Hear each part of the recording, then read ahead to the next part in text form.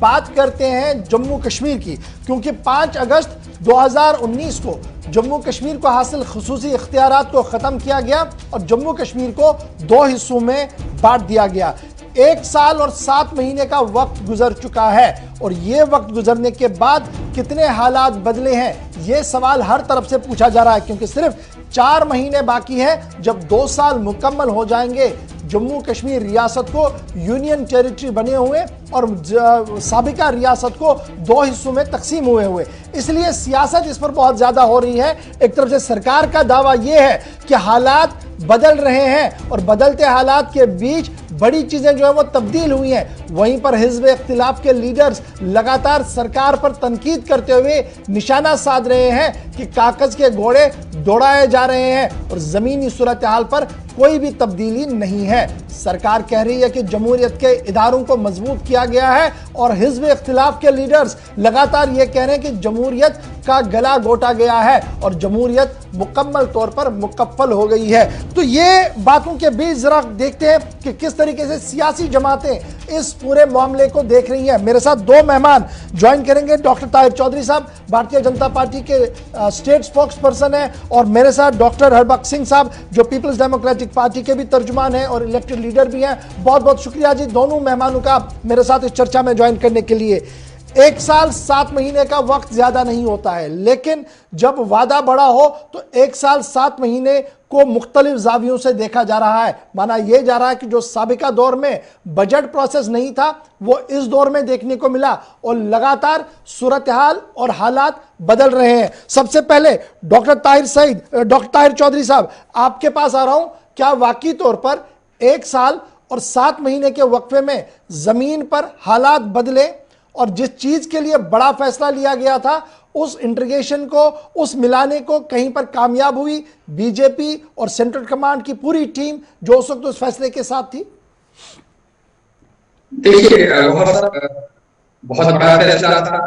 1 साल 7 महीने हो चुके हैं, लेकिन जो पार्टी और सेंटर हाई कमांड ने सोचा था उसके जो फैसले थे, जो काम करना के तरीके थे जम्मू कश्मीर के, बहुत सारी चीजों में बदलाव आया, बहुत सारी चीजें नई सामने आई और डेवलपमेंट के रास्ते के ऊपर 70 साल के बाद जम्मू कश्मीर पहली बार ट्रैक के ऊपर आया। चाहे उससे आप एजुकेशन सेक्टर देखो, चाहे आप हेल्थ सेक्टर देखो, चाहे और बहुत सारी चीजें देखो, हर चीज में हम आगे आए हैं। चाहे सड़क की बात की जाए, चाहे बिजली की बात की जाए, चाहे पानी की बात की जाए, चाहे रोजगार की बात की जाए, छोटी छोटी जो चीजें होती हैं उनके ऊपर भी ध्यान दिया जा रहा है। और मुझे लगता है कि जैसे जैसे वक्त बदलेगा आने वाले टाइम पे और नई चीजें जम्मू कश्मीर में इंट्रोड्यूस की जाएंगी और मुझे लगता है कि जम्मू कश्मीर का आवाम खुशकिस्मत है कि इतना बड़ा फैसला सेंट्रल हाई कमांड का लेना और उसको जम्मू कश्मीर पे लागू करना और जम्मू कश्मीर के हालात बदलना और नया जम्मू कश्मीर दुनिया के सामने लाने के लिए पूरी कोशिशें की जा रही है और इंशाल्लाह सरकार को और भारतीय जनता पार्टी की जो सोच है उसको कामयाबी मिलेगी आने वाले टाइम पे। ठीक है जी। डॉक्टर साहब कह रहे हैं कि जनाब नए जम्मू कश्मीर का जो कॉन्सेप्ट लाया गया था 5 अगस्त को 2019 को, उसकी फाउंडेशन पड़ चुकी है और आहिस्ता आहिस्ता करके बिल्डिंग जो है वो तामीर होगी और एक खुशहाल जम्मू कश्मीर बहुत जल्द सामने होगा। और इन्होंने गिनाया कि आहिस्ता आहिस्ता करके काफी सेक्टर्स के अंदर तब्दीलियां भी लाई गई और ट्रांसपेरेंसी भी पैदा की गई। शुक्रिया आपने मुझे बुलाया। मुझे जो इन्होंने सेक्टर गिने ये साथ साथ वो चीज भी बता दें कहाँ क्या हुआ। देखो जो कहने की बातें हैं, सड़कों का हाल आपके सामने है, एजुकेशन सेक्टर का हाल भी आपके सामने है और हेल्थ सेक्टर जिसकी बात की जा रही है वो भी सारा आपके। सबसे बड़ी बात है जिस नए कश्मीर की बात कर रहे हैं जहां डीडीसी इलेक्शन करके यूरोपियन यूनियन तक और पूरी दुनिया को बेचा गया। आज देखिए 3 महीने हो गए, 3 महीने से ज्यादा हो गया हम डीडीसी मेंबरान, अभी हमें पता ही नहीं है हमें क्या करना है। और ऑफिसेज और बाकी चीजें जो है जो प्रेसिडेंट्स निकालनी थी या सैलरीज का इशू था या कोई भी इशू था, आज तक कोई भी चीज नहीं की गई। ये सारा एक्सपेरिमेंट्स हो रहे हैं और 2 साल होने को है जो यूटी में या नए कश्मीर की बात कर रहे हैं। एक बड़ा प्रोजेक्ट गिन के बताएं कहां पे क्या किया। सबसे बड़ा प्रोजेक्ट है जो डीडीसी इलेक्शंस की बात की गई। आप मुझे बताइए जो डीडीसीज हैं इस वक्त चेयरमैन या वाइस चेयरमैन डीडीसी मेंबरान, एक एक आदमी से पूछिए कहां पे आपको एम्पावर किया गया, कहां डेवलपमेंट की बात की गई, कहां आपसे पूछा जा रहा है।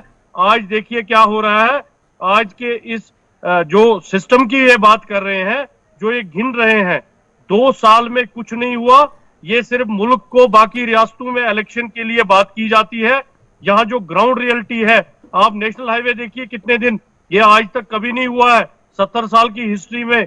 अप्रैल में कभी 4 दिन 5 दिन नेशनल हाईवे बंद नहीं रहा है, जो हमारी लाइफ लाइन है जम्मू कश्मीर की। आज सब्जियों के दाम देखिए, आज आम आदमी के लिए देखिए, आप देखिए जो हमारे कैजुअल लेबर्स और डेली वेजर्स हैं, उनको 2-2 साल से 1.5 साल से तनख्वाहें नहीं मिल रही हैं। आप देखिए जो प्रमोशनें होती थी, जो डीपीसीज होती थी, जो 9 साल बाद के, आप मुलाजिमों का हाल देखिए, किसी को पूछिए, ठीक है। आप देखिए कहां पे हमारी इकोनॉमी कहां पहुंची है और हमारी डेवलपमेंट। जो ताहिर साहब ने अभी कहा सेक्टर, मुझे एक चीज बता के दिखाए कि एजुकेशन सेक्टर में नया क्या हुआ। डॉक्टर साहब मैं आऊंगा दोबारा आपके में पास, नया क्या मैं हरबख्श सिंह साहब दोबारा आपके पास आऊंगा। डॉक्टर ताहिर चौधरी साहब, बड़ा अच्छा लगता है जब फिगर्स को गिना जाता है और ये कंपेयर करवाया जाता है कि देखिए लास्ट टाइम हमारे पास इतना पैसा था, इस टाइम हमने इतना पैसा लाया है और हमारा जो टारगेट एरिया है वो ये है। बड़ा अच्छा लगता है ये सुनने में। लेकिन जिस बार भी बजटिंग हुई और जिस बार भी स्टेट या सेंट्रल गवर्नमेंट की तरफ से अनाउंसमेंट्स हुई हैं, उसके बाद ग्राउंड रियलिटी ये है कि अफसरशाही ने बड़ी चीज़ों को दबा के रखा। पहले हम देख रहे थे बैक टू विलेज है, आज उसका नाम अब बदल कर ब्लॉक उत्सव रखा जा रहा है। तब भी लोग परेशान थे, आज भी लोग परेशान हैं और इवन बीजेपी के अंदर भी लोग अगर खुल के नहीं लेकिन दबे अल्फाज में इस बात को मान रहे हैं कि पॉलिटिकल से तो दूर की बात है, अवाम की से भी कहीं पर नहीं है। देखिए बहुत सारी चीजें हैं। एलजी साहब के हुक्मरान पे जम्मू कश्मीर की सिस्टम चल रहे हैं, एलजी साहब सब कुछ देख रहे हैं।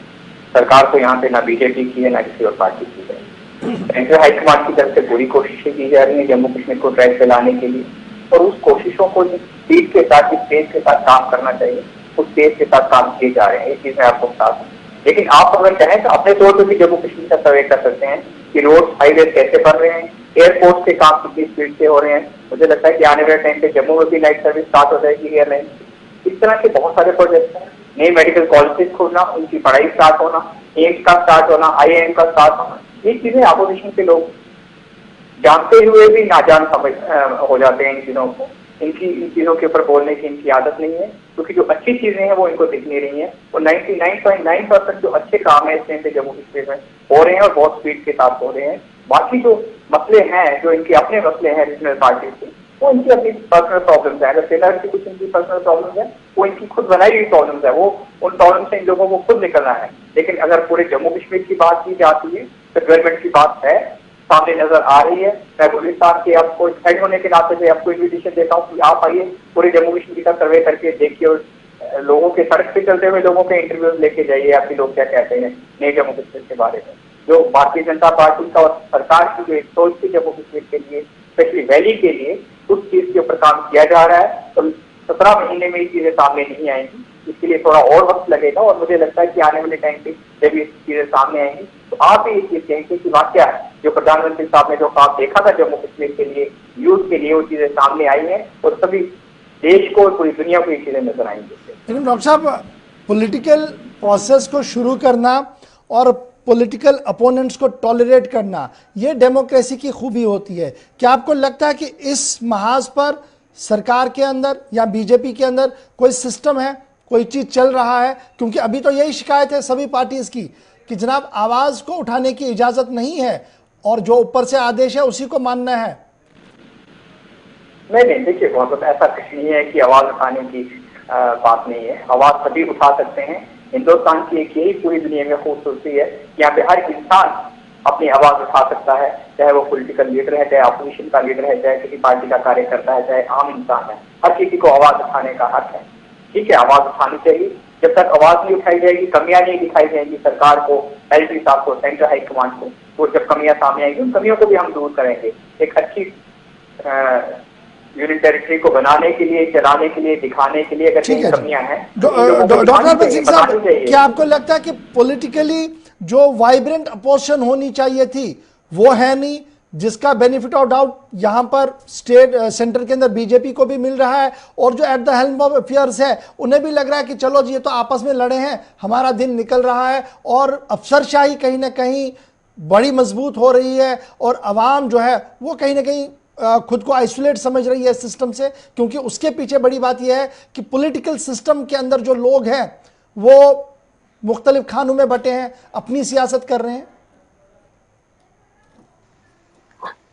देखो इशफाक साहब, वही तो रोना है कि जो इस वक्त सिस्टम है कि अपोजिशन को बोलने की इजाजत नहीं है। अगर कोई कहीं पे कोई लीडर बोलेगा, सच्ची बात भी बोलेगा, तो उसको दूसरे दिन या तो थाने पे पेश होना होता है, या एनआई की रेड होती है, या बाकी चीजें होती हैं, या ईडी की नोटिस होती है।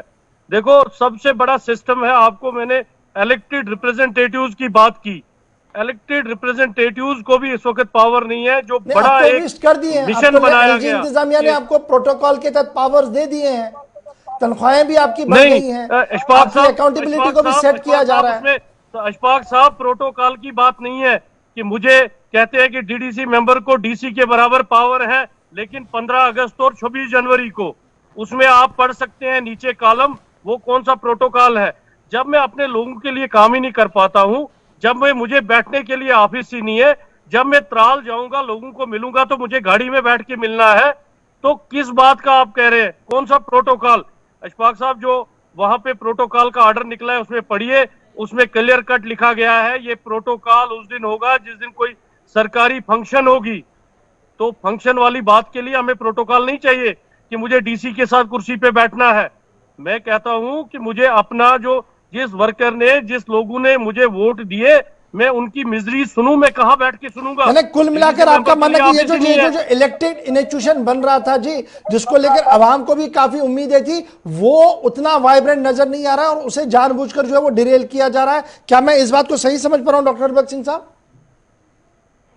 थी यहाँ के लोगों को कि हम ये अपनी मर्जी से सारा कुछ करेंगे, वो हो नहीं पाया। आज वक्त वो आ गया है कि एक जो इस वक्त एम्पावरमेंट की बात की जा रही है, अगर हमने अपने लोगों को मिलना है तो हमें बैठने के लिए जगह नहीं है।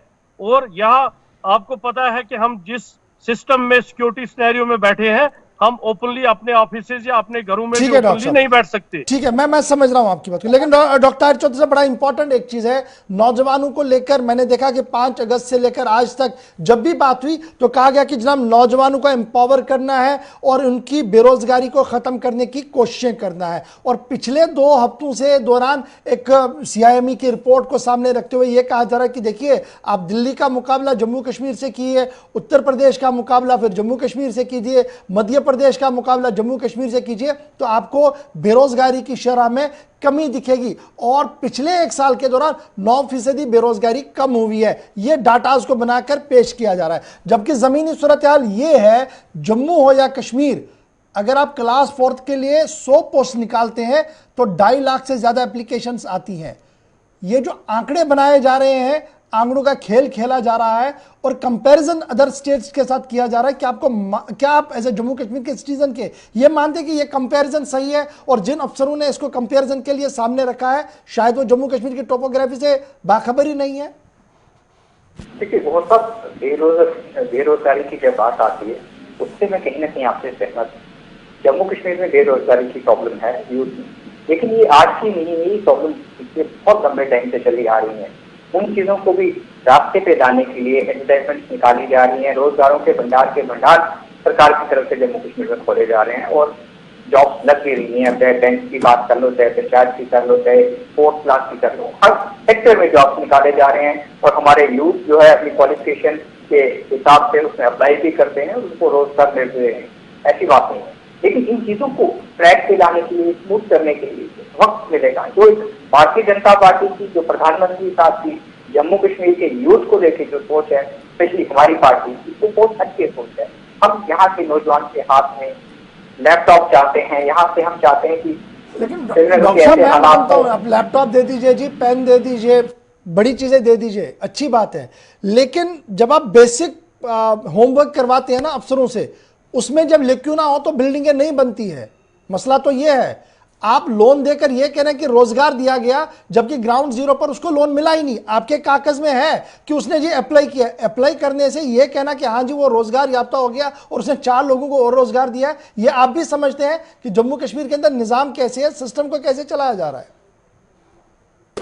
आप अपनी जगह पे बिल्कुल सही है, क्योंकि आप ग्राउंड की बात कर रहे हो, अंदर की बात कर रहे हो, लेकिन सरकार इन चीज़ों को ठीक करने के लिए, इन चीज़ों को ट्रैक पे लाने के लिए कैसे रोजगार दिए जाए, कैसे आवाम के बीच में जाके हमारी जो सरकार की पॉलिसी है, जो भारतीय जनता पार्टी चाहती है, हम चाहते हैं कि हर घर में एटलीस्ट एक शख्स का सरकारी रोजगार होना बहुत जरूरी है। हर घर में रोटी चलनी चाहिए, खुशहाली होनी चाहिए, सब कुछ होना चाहिए। वो भारतीय जनता पार्टी की सोच है। उस सोच को हम लेके आगे बढ़ रहे हैं, उस सोच को हम आगे लेके चलना चाहते हैं, उसकी तरफ काम कर भी रहे हैं। और मुझे लगता है कि 17 महीने में इतनी सारी चीजें नहीं की जा सकती। आने वाले दिनों में आप थोड़ा सा इंतजार कर लीजिए। जो सरकार की पॉलिसी है, जो सिस्टम है, इसलिए दूसरी तरफ से जो कोविड के सिस्टम में पूरा देश जूझ रहा है, पूरी दुनिया जूझ रही है। और आप देख लीजिए, पहला टर्म भी हमने जो कोविड का पिछला साल भी देखा, अब दोबारा कोविड की वेव कहाँ चलती है। सरकार को बहुत सारी चीजें लेके साथ चलनी है, लोगों की सेहत के बारे में भी देखना है, कैसे लोगों को सेफ रखा जाए, कैसे इस महामारी से लड़ना है। सरकार के ऊपर बहुत ज्यादा बर्डन है, ये चीज भी हमें देखी और ये सारी चीजों को जिस जंग के साथ हम लड़ रही है भारतीय जनता पार्टी और सेंट्रल हाईकमान, इसका जब एक रिजल्ट सामने आएगा तो बड़ा अच्छा रिजल्ट आएगा।